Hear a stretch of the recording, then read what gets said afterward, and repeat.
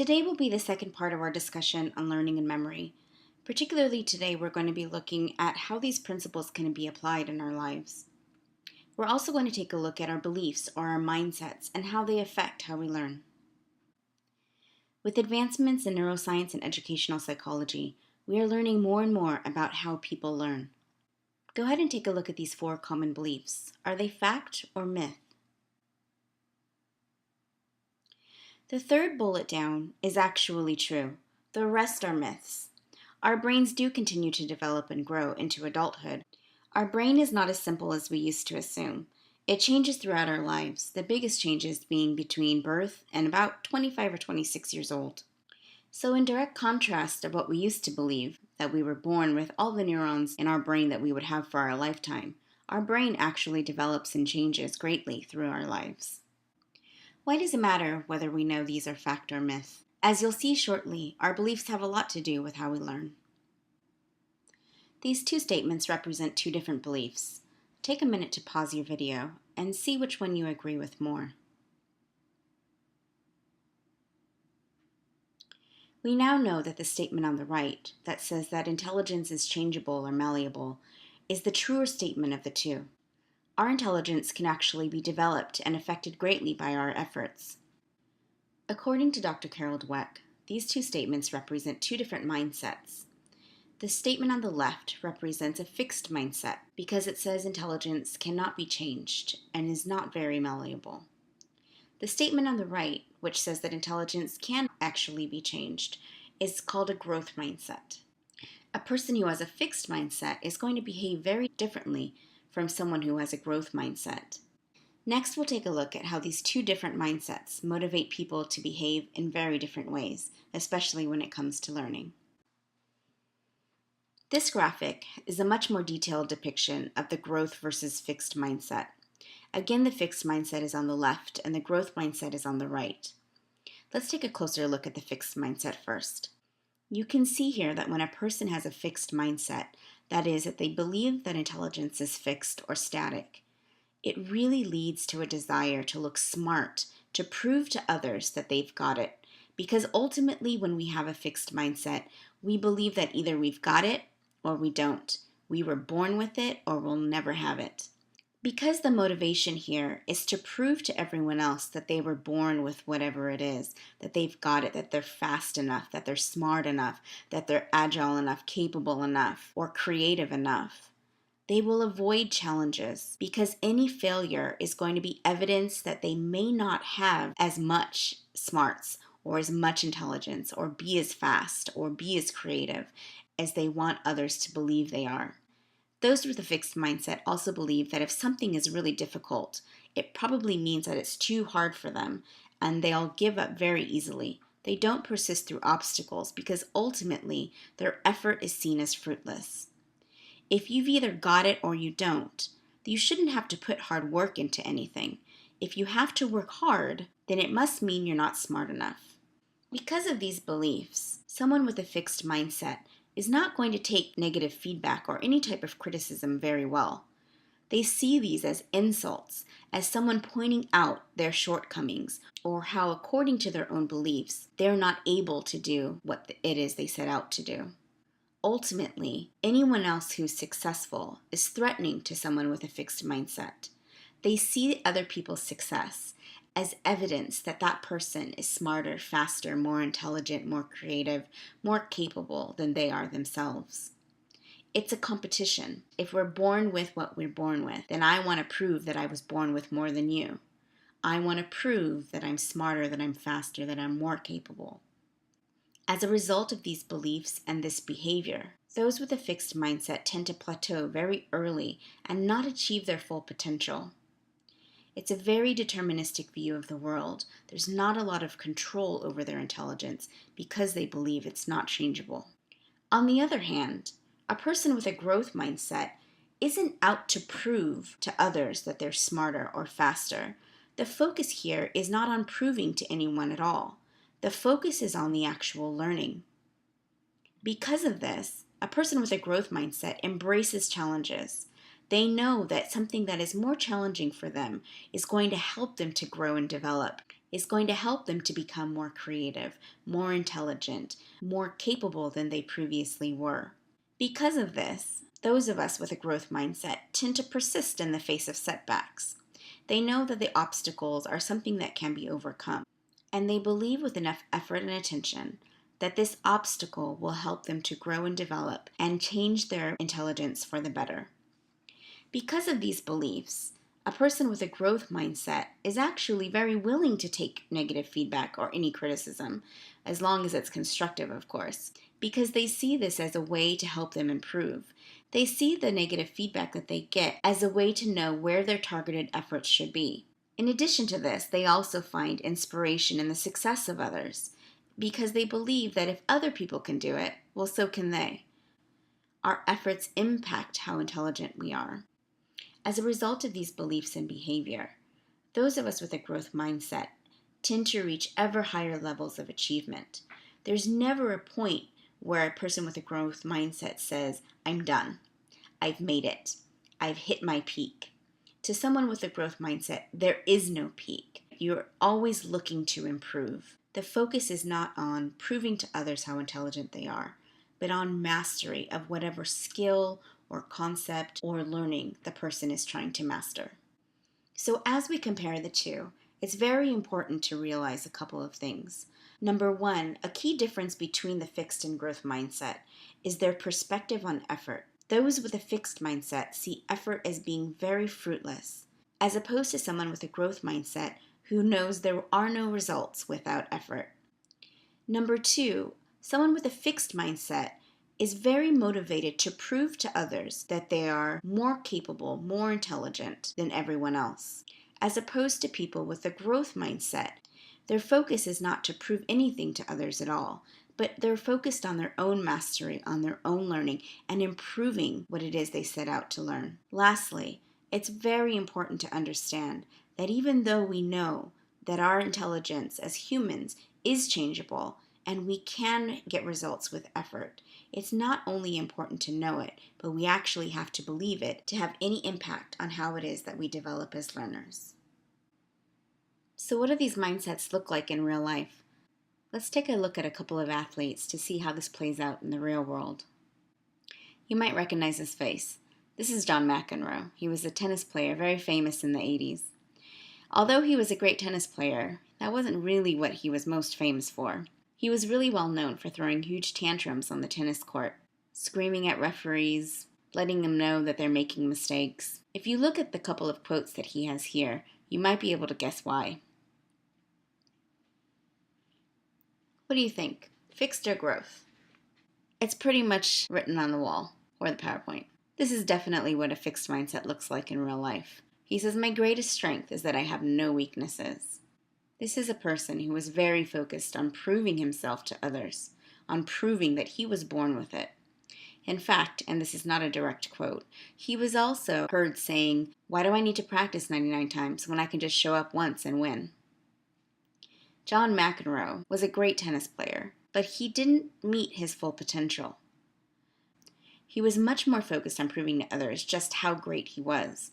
But when he did encounter failure, this is where things got a little bit rocky for him. Now, he was great, according to himself, so failure wasn't something that was in his vocabulary. If, for some reason, he did encounter something that looked like failure, it was absolutely anyone else's fault but his. He was famous for blaming his own mistakes at things like the referee's bad calls, the sun was in his eyes, there was an attractive woman in the audience was too loud, or maybe he just didn't feel like winning that day. Ultimately, it's obvious from John McEnroe's behavior that he believes his own effort is fruitless, that he believes he was born with it, he's got it. But because of this belief, he avoided challenges, didn't put out effort, and most likely didn't achieve to his full potential. Now, if you had to think of an athlete to represent the growth mindset, someone who believed that their efforts were the only way to get true results, who would you think of? As many of you have probably guessed, Michael Jordan was who Dr. Carol Dweck referred to as kind of the poster child for growth mindset. Take a minute and read some of his quotes. You can see here he truly believed that if you put in the effort, if you put in the work, that the results would come.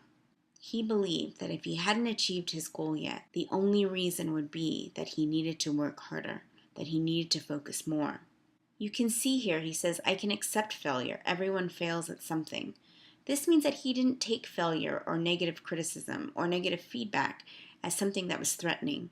He took this as a learning experience, and he used it to propel him so that he could meet the goals of what he wanted to in the future. It's interesting that Michael Jordan is often talked about having supreme skill, talent that he was born with, that he was born to play basketball. But in interviews, he's often revealed that he was cut from his high school basketball team, that he lost championships in college. And you can see here in his quote that he's missed shots. He's lost hundreds of games. His record isn't perfect, as a lot of times he's talked about being. In Michael Jordan's eyes, he never reached perfection. He never reached a point where he didn't need to improve. This is what made him such a great athlete. When everyone else couldn't imagine how he could improve his skills, he knew he had a goal that he was working towards. He focused on mastery, and when he reached his goal, he raised the bar on himself and continued to grow and develop as an athlete. For Michael Jordan, no effort equaled no results. Michael Jordan's continued improvement throughout his career is evidence of his belief that improvement was the focus for him. Michael Jordan was quoted once as saying that he had 3 secrets to his talent on the court. Practice, practice, practice. So now that we know that we can impact our intelligence through effort, where should we focus our effort as academic learners? Last week we talked about the information processing system. This week we're going to talk about how to use our effort and understanding of the information processing model to maximize our learning. Recall the components, the 3 main components being short-term sensory store, working memory, and long-term memory. Also recall that in order to actually learn, information has to get into our long-term memory. But how does it get there?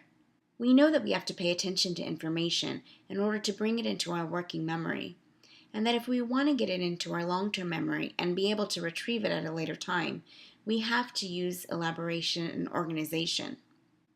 But what does this mean for us as academic learners? It means that we need learning strategies, and it means that we need to put our effort into working smarter and not necessarily harder. Let's look at some examples of learning strategies. Some of these may be a bit familiar to you. When we're using rehearsal, we're doing strategies like copying material, underlining text as we're reading, reciting things that we're trying to memorize.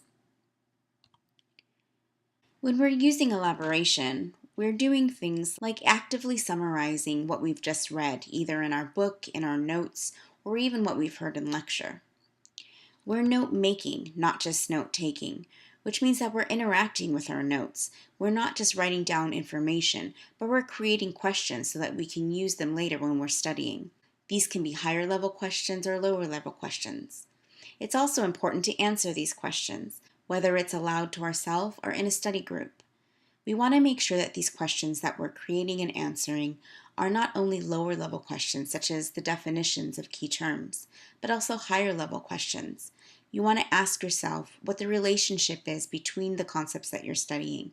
You compare and contrast key terms, or make an evaluation and back it up with evidence that you've read. We also use organization as a learning strategy. This means that we're organizing the information that we're learning. We're selecting main ideas so that we know what the key points are. We're outlining so that we can pull out the most vital pieces of information and focus on those.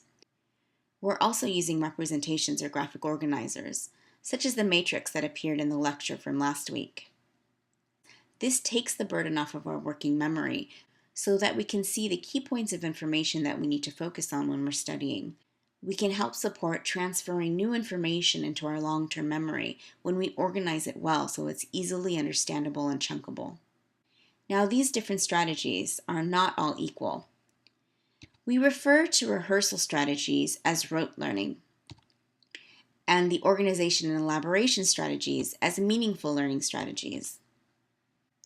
The key difference between these two is how active your working memory is when you're engaging in these learning strategies. You've probably already guessed that elaboration and organization are key to transferring new information into long-term memory. A lot of times we use rehearsal just to keep information in our working memory, but if we're going to use it to actually learn, we're going to have to work a lot harder than if we made sense and organized the information we're learning. Knowing the differences between rote and meaningful learning strategies is key to understanding why we sometimes forget when we think we've learned something. One of the common reasons for the problem of forgetting, or really not learning in the first place, is when students use rote learning strategies instead of meaningful strategies.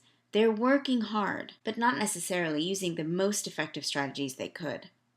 Many students put a lot of effort into rote learning strategies such as repetition or highlighting or underlining in their books, when they should really be focusing on meaningful learning strategies. Think about it. Just because a student is using rote learning strategies doesn't mean that they're not working hard. In fact, they're probably having to work really hard to get anything in the long-term memory at all. Simple repetition, doing rehearsal strategies, will take a lot longer and a lot more effort in order to get complicated information into long-term memory.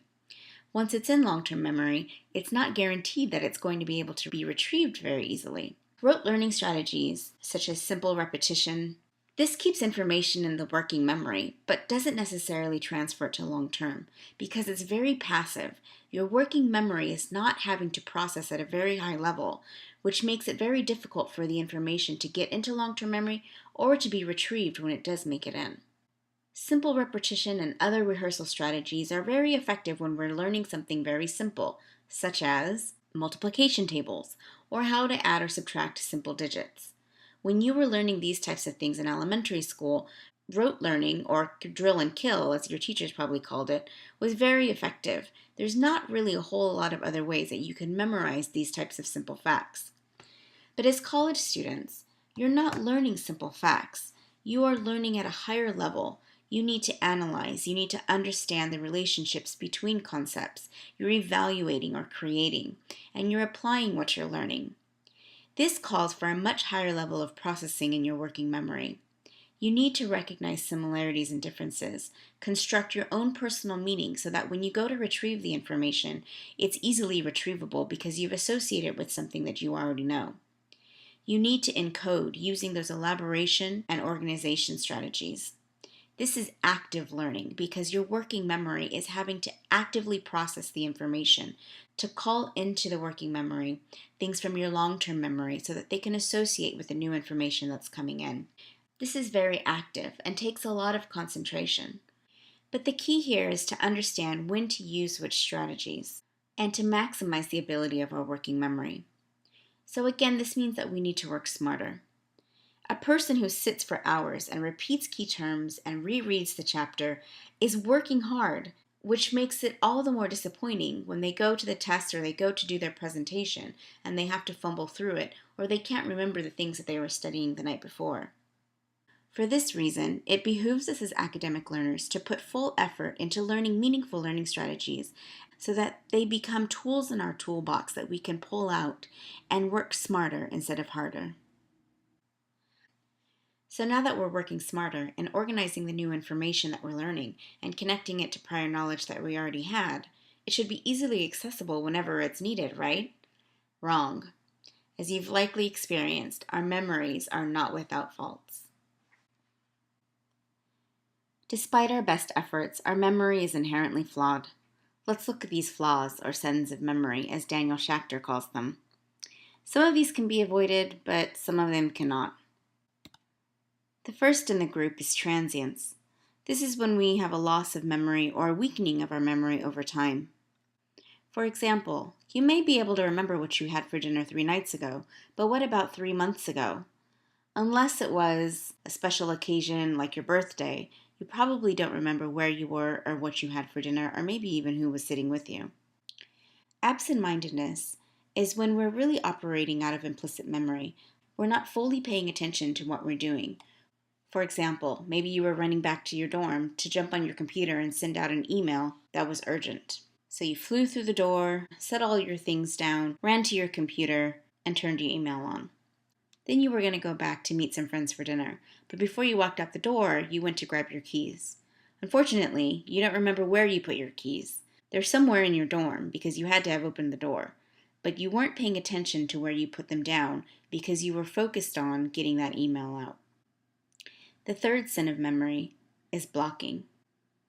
This is when you know a piece of information, you have it in your long-term memory, you've retrieved it in the past well after you originally learned it, but for some reason at this time, you're not able to remember. For example, maybe you see a friend that you hadn't seen in a few years, and this friend you went to school with for 4 years. You see them 3 years later, and for some reason, their name is on the tip of your tongue, but you just can't remember what it is. This is known as blocking. Now, usually what happens is you walk away from the friend feeling embarrassed because you weren't able to call them by name, and 10 minutes later, boop, there it is, their name. And as soon as it comes to mind, you have to blurt it out, regardless that the person is no longer standing in front of you. The fourth sin of memory is misattribution. This is when you have a memory, but you attribute it to the wrong source. For example, you may have thought you read a story on BuzzFeed, but in fact it was one of your friends who told you the story. Suggestibility. This is when memories can be implanted as a result of leading questions or comments, maybe even suggestions when a person is trying to recall past events. For example, if a lawyer was asking a witness questions about a car accident, and they said something like, "How fast was the car going when it smashed into you?" The word smashed is going to suggest that the car is going much faster than it may have in fact been going, or it's going to put an image into the head of either the jurors or the witness that's going to say that the car was going very quick. This might actually change the memory of the witness who was in the car that was hit. Now, the witness may say that the car was traveling at a very high speed, and it may not necessarily be because the person or the witness was lying, but because the suggestion of the word smash that the lawyer used actually changed the memory that the person had. Persistence. This is when something is called from our long-term memory into our working memory without us wanting to remember it. A lot of times this happens with people who have post-traumatic stress disorder. Think about a soldier who was in a war. The traumatic memories that they may have from being over at war continue to fill their working memory. They're persisting in their working memory, even though the veteran or the soldier is not trying to remember them. The last set of memory is bias. This is when our current views influence how we see the past. We edit or we rewrite our experiences. For example, if we got into an argument with one of our friends, we may have negative feelings about the entirety of our relationship. Now, when we look at these 7 sins of memory, we can actually break them into 2 separate groups. The first 3, transience, absent-mindedness, and blocking, are also known as sins of omission. The last 4 are sins of commission. With sins of omission, we fail to bring to mind a desired fact. We either lost it over time, we weren't paying attention when it happened, or we're not able to retrieve it immediately from our long-term memory. So the fact is omitted. With the second group, the sins of commission, the memory is there, the information is there, but it's somehow been changed. The source is misattributed, there has been changed because of suggestibility. It's coming into our working memory without us trying to remember it, or it's been shaped by our current feelings or views. Which of these 2 groups do you think affects us most as academic learners? If you guessed sins of omission, you're absolutely right. Finally, here are some questions to help you reflect on the lecture. Do you believe you can impact your intelligence? How does this belief affect how much effort you exert? Do your actions say your effort is fruitful? Do you mainly engage in rote or meaningful learning strategies? How can you work smarter so transience plays less of a role in your ability to retrieve information from long-term memory?